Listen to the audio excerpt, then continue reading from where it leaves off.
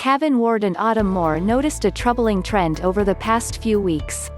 Since George Floyd, a black man, was killed by police on Memorial Day, a modern civil rights movement has risen, with daily demonstrations nationwide against systemic racism and police brutality, and heightened awareness about the black lives lost and injured similarly before and since Floyd's death.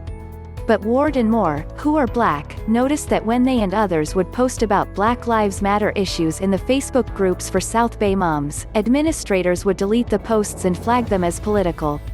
So, the two South Bay mothers created their own group, Anti-Racist Moms Around the South Bay. Their mission is to create a safe space for black people, other people of color and allies to discuss and find solutions to end the cycle of racism, starting with their children.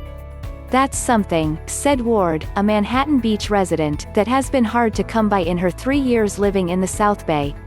Ward and Torrance resident Moore, along with friend Misty Castañeda, will hold their first event, a physically distanced picnic, in Manhattan Beach Friday afternoon, June 19th, commemorating Juneteenth, a holiday that marks the end of slavery. The picnic's location also holds historical significance: Bruce's Beach. Bruce's began as a beach for the black community, the first of its kind along the Pacific Ocean, in the early years of the 20th century. Its original owners, though, faced racism and oppression.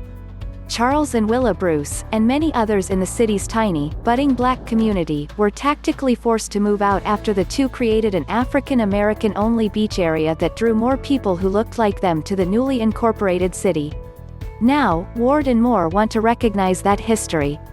"It's a way to reclaim this space even if it's just symbolic," Moore said, "to make others aware. My guess is a lot of people who live there don't know the African American history of Bruce's Beach.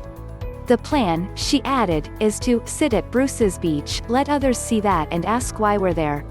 The timing of Juneteenth aligned well with plans for the group's inaugural event, Ward said, and holding the celebration at Bruce's Beach was a no-brainer, given the tragic history of the land. Juneteenth celebrates June 19, 1865, the day the last enslaved African American people became free, when Union soldiers arrived in Galveston, Texas, to inform slaves the Civil War had ended, 2 years after President Abraham Lincoln issued the Emancipation Proclamation. Nearly 50 years after that national milestone, Willa and Charles Bruce moved to Manhattan Beach from New Mexico, and Willa started the first black woman-owned business in the city's early days, according to Skirts Across the Sand by Manhattan Beach historian Jan Dennis.